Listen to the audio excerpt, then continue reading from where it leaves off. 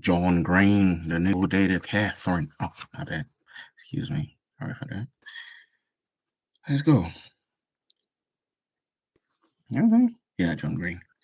The morning after noted child prodigy Colin Singleton graduated from high school and got dumped from his 19th time for the 19th time by a girl named Catherine. He took a bath. Colin had always preferred baths. One of his general policies in life was never to do anything standing up that could be just as easily done lying down. He climbed into a tub as soon as the water got hot, and he sat and watched with a curious blanket. And he sat and watched with a curiously blank look on his face as the water overtook him. The water inched up his leg, which were crossed, and folded into the tub. He did recognize Albertin faintly that he was too long and too big for this bathtub. He looked like a mostly grown person playing at being a kid. As the water began to splash over his skinny but unmuscled, unmuscled stomach, he thought of Archimedes. When Colin was about 4, he read a book about Archimedes, the Greek philosopher, who would discover that volume could be measured by water displacement. When he sat down in the bathtub, upon making this discovery, Archimedes suddenly shouted, Eureka, and then ran naked through the streets. The book said that many important discoveries contained a eureka moment, and even then, Colin very much wanted to have some important discovery.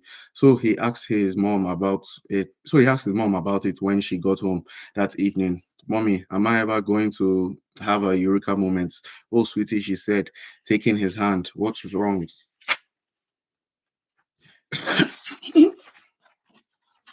What's wrong? I want to have a eureka moment, he said. The way another kid might have expressed longing for a teenage ninja mutant turtle. She pressed the person, sorry, she pressed back of her hand, she pressed the back of her hand on his cheek and smiled, her face so close to his that he could smell coffee and makeup. Of course, Colin, baby, of course you will. But mothers lie. It's in the job description. Colin took a deep breath and slid down, his head. I'm crying, he thought, opening his eye to stare through the soapy, stingy water. I feel like crying, so I must be crying. But it is impossible to tell because I am underwater. But he wasn't crying, curiously. He felt too depressed to cry, too hurt. It felt as if she had taken the part of him that cried. She had taken the part of him that cried. He opened the drain in the tub, stood up, toweled off, and got dressed. When he exited the bathroom, his parents were sitting together on his bed. It was never a good sign when both his parents were in his room at the same time. Over the years, it had meant your grandmother, grandfather, Auntie Susie, whom you never met, but trust me, she was nice, and it's a shame she is dead. You are letting a girl named Catherine distract you from your studies. Babies are made through an act that you will eventually find intriguing by but for right now, will just sort will just sort of horrifying. But for right now, will just sort of horrifying you. And also, sometimes people do stuff that involves baby making parts that does not actually involve making babies. Like, for instance, kissing each other in places that are not on the face. It's never meant. It's never meant for a girl named Catherine called while you were in the bathtub. She is sorry, she still loves you and has made a terrible mistake and is waiting for you downstairs. But even so, Colin couldn't help but hope that his parents were in the room to provide news of the number 4 variety. He was a generally pessimistic person, but he seemed to make an exception for Catherine.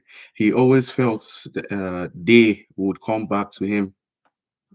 The feeling of loving her and being loved by her welled up in him.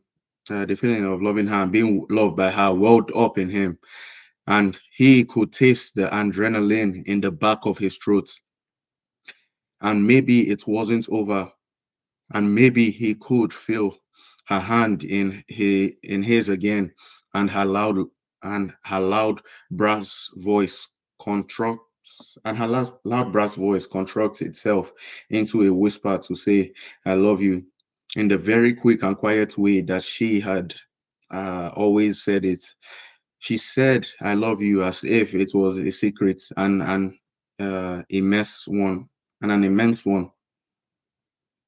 His dad stood up and stepped towards him. Catherine called Marcel. He said, she is worried about you. Colin felt his dad's hand on his shoulder, and then they both moved forward, and then they were hugging. "We are very concerned," his mom said. She was a small woman with curly brown hair, and with curly brown hair that had one single shock of white towards the front. And stunned, she added, "What happened?" "I don't know," Colin said softly into his dad's shoulder. She just said, she's just, had, she had had enough of me. Hmm. She had just, she's she had had enough of me. She got tired. She got tired. That's what she said. And then his mom got up, and there was a little of hugging, arms everywhere, and his mom was crying. Colin ex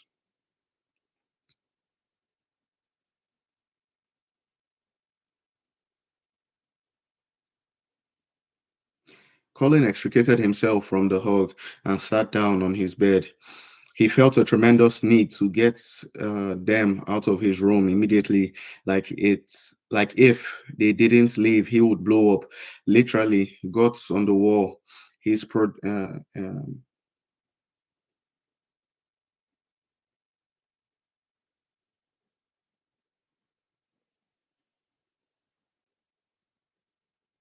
his prodigious brain emptied out onto his bedspread. His prodigious. Well, at some point, we need to sit down and assess your options, his dad said. His dad was big on assessing, not to look for silver lining, but it seems like you will. Well, it seems like you will now have some free time this summer. A summer class at Northwestern, maybe. "I really need to be alone, just for today," Colin answered, tried to convey a sense of calm so that they would leave and he wouldn't blow up. "So, can we assess tomorrow?" "Of course, sweetie," his mom said. "Well, we'll be here all day.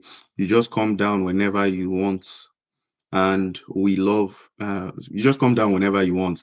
And we love you, and you are so special, Colin, and you can't possibly let this girl make you think otherwise because you are the most magnificent, brilliant boy."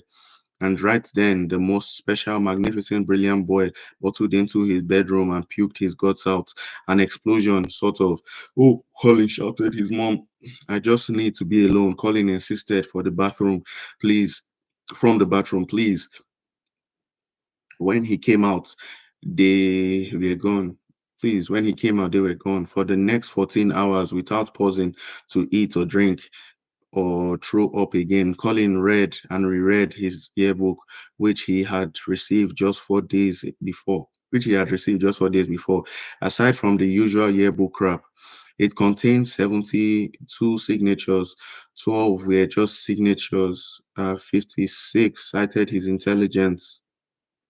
25 said they wish they had known him better. 11 said it was fun to have him in English class.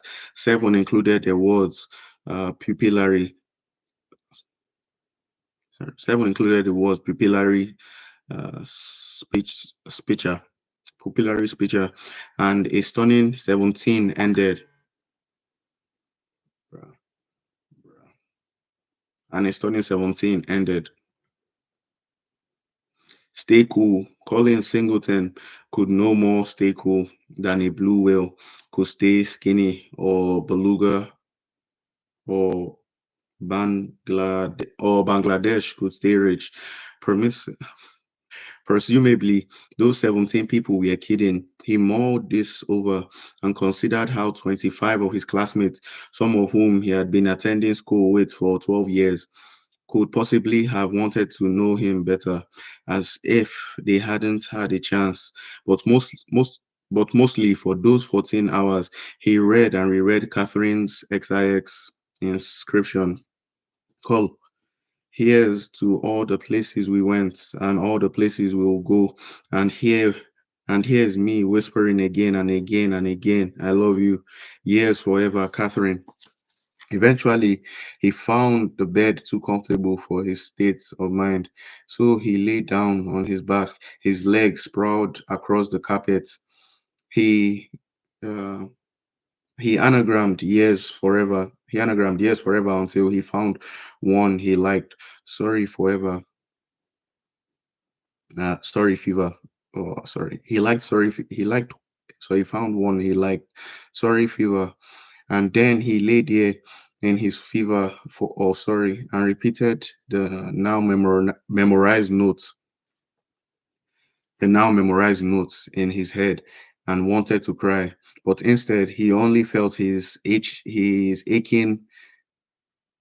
But instead, he only felt this aching behind his solar plexus, add something, crying. Crying is you plus tears, but the feeling Colin had was some horrible opposites of crying.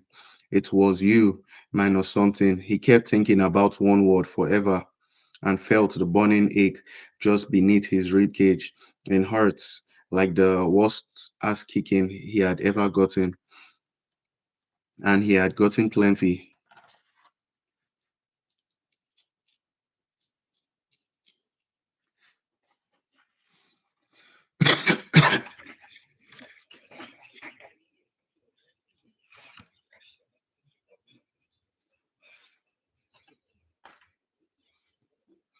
It hurts like this until shortly before 10 p.m. when a rather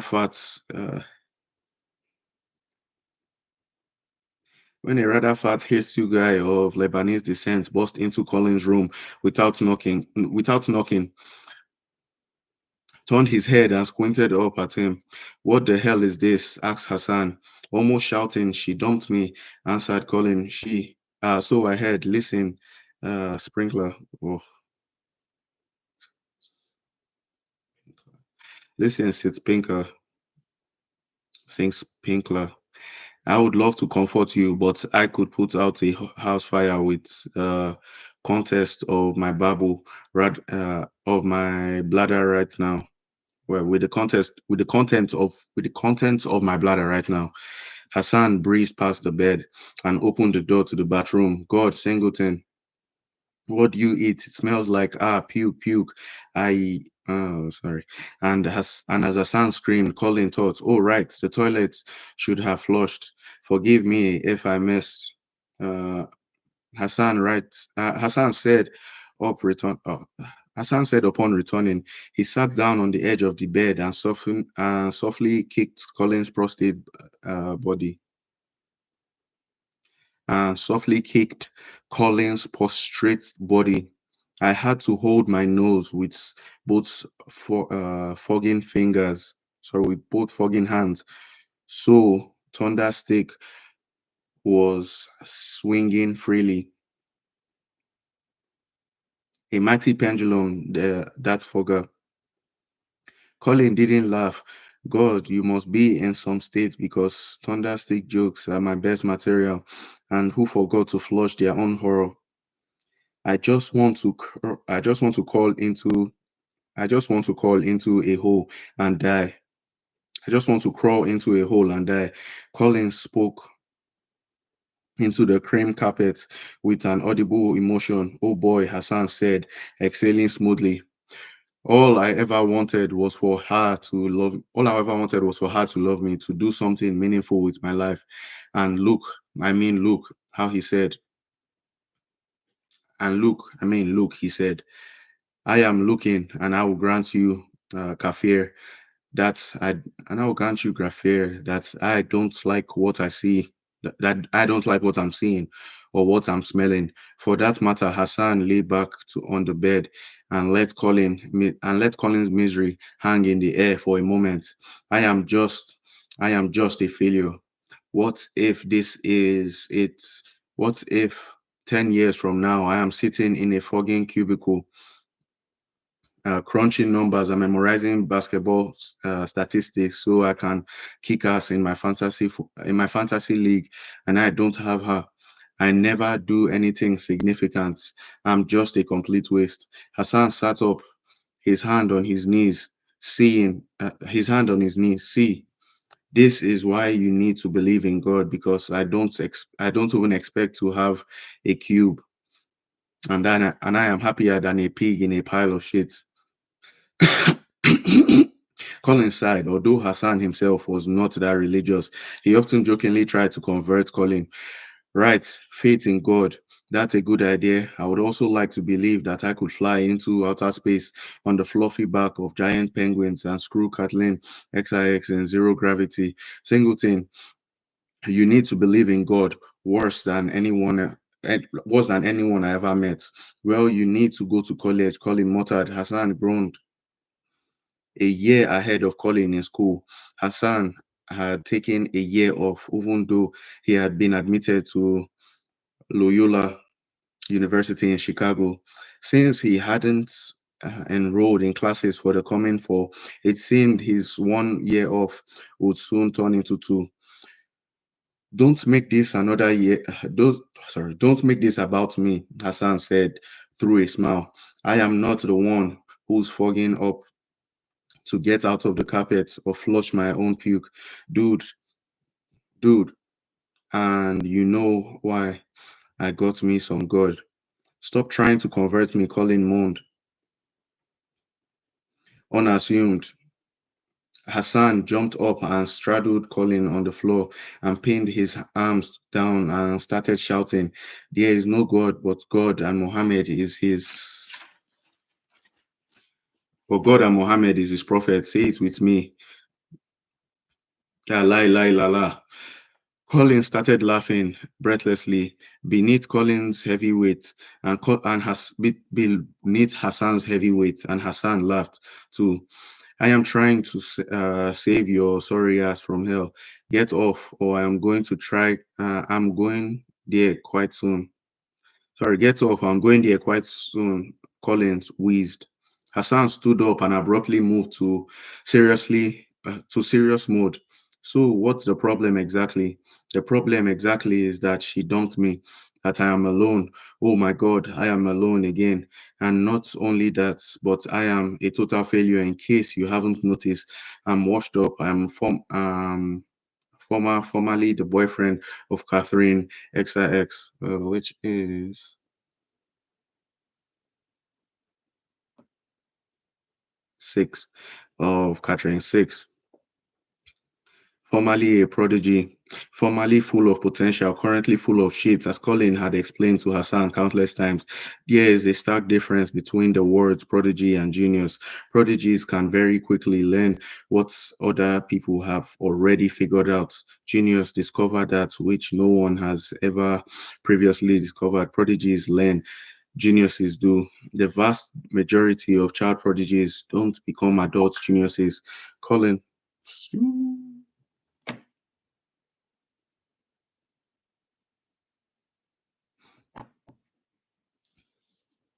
The vast majority of child prodigies don't become adult geniuses. Colin was almost certain that he was among that unfortunate majority. He was among that unfortunate majority. Hassan sat down on the bed and thugged at his stubbly second chin. Is the real problem here the genius thing or Catherine thing? I just love I just is a real problem here. The Genius thing or the Catherine thing. I just love her so much was Colin's answer, but the truth was that in Colin's mind, the problems were related. The problem was that this most special, magnificent, brilliant boy was well not the problem itself, was that he didn't matter. Colin Singleton, noted child prodigy, noted veteran, sorry, Colin Singleton, noted child prodigy, Colin Singleton, noted child prodigy. Oh, why do I have a problem with that? Just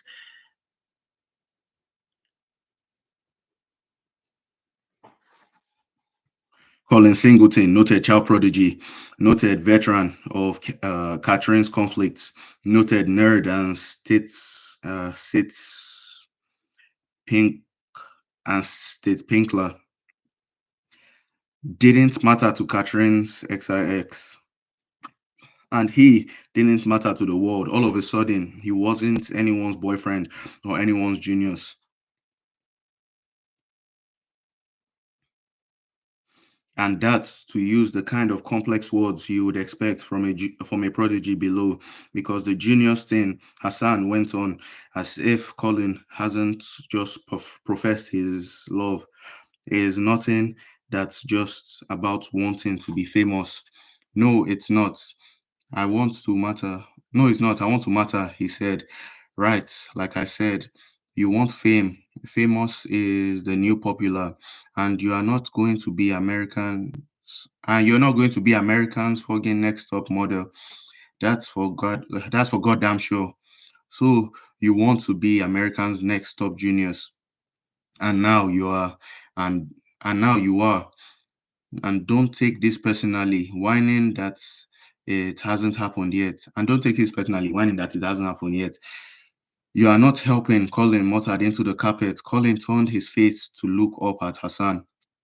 Get up, Hassan said, reaching a hand down. Colin grabbed it, pulled himself up, and then tried to let go of Hassan's hand, but Hassan gripped tighter. Kafir, you have a very complicated problem with a very simple solution. Okay, I'm just gonna like stop this here because dialogue reading is oh oh. I feel kind of autistic. Let me